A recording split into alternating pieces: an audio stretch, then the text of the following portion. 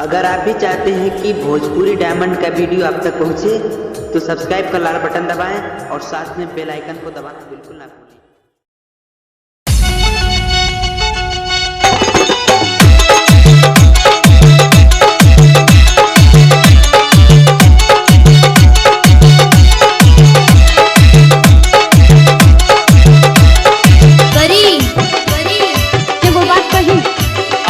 मना कइले पर मनबू हमरा के सुनही के बाबोला का कहत करी घमे घमे काम हमर जोर गइल चाम। अरे कहां जरल बाबू करी घमे घमे काम हमर जोर गइल चाम। ले ले अइता किरमिया घोराए वाला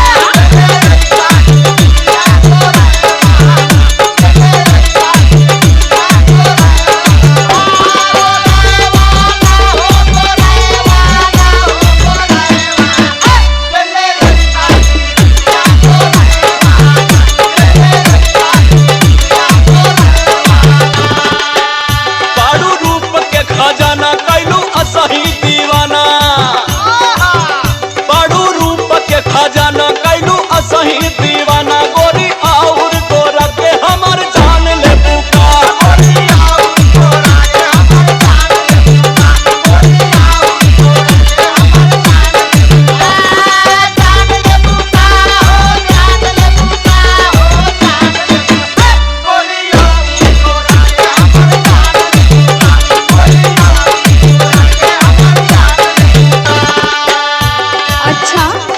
जब लियावे के भला तबे हम गोटो के लोके लगली। हां इससे पहले तो कबो ना कहत रहला कि हम गोर हई हम सुंदर हई। अरे तो ऐसन बटले बाड़ू तो कहे के कौन जरूरत बा। अच्छा कि कंजूसी ना करत रा। अरे नहीं हो तोहर कसम। और सुना इतने कमी ना बा भाई हम बताओ तनी ना काहे के कंजूसी करत रा। बोला सुनो बोला ओजन घट गइल मोर बड़ा भइनी कमजोर। कौन बतौलस ओजन घट गइल मोर बड़ा भइनी कमजोर। ले ले अइता कोनो टानिक मोटाए वाला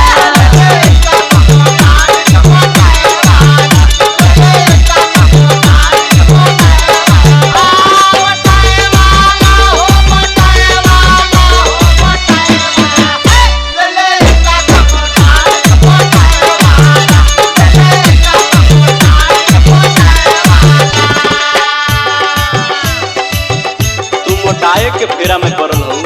और का तोहार वजन वैसे ही बढ़ गइल बा और मोटाए के कहतड़ू। अरे तो हमरे चली ना जाता देखो तारा ना गिर जाता ली। अरे तो उल्टे बतियावत हो इतना मोटा गइल हो कि तोहरा से कैसे चल जाई।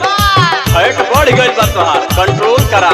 सुना है बात बोला बाड़ू 70 के पार जो खवनी कई बार। हां भी है कहबा बाड़ू 70 के पार जो खवनी कई बार गोरी और मोटा के हमर जान लेबू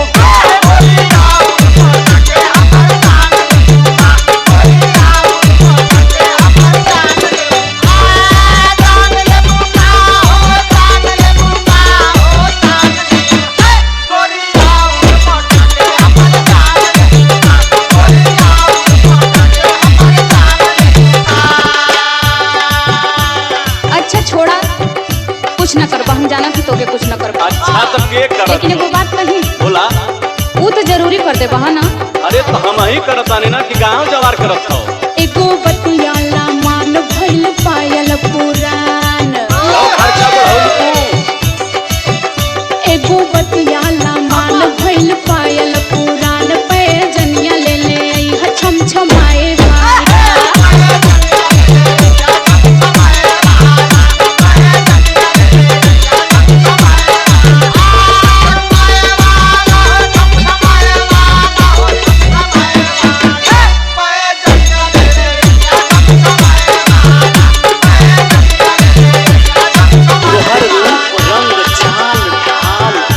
सही जानवर बा और ऊपर से काहे इतना टिटी में बतियाओ तो तू तो हमार जाने ले बुका।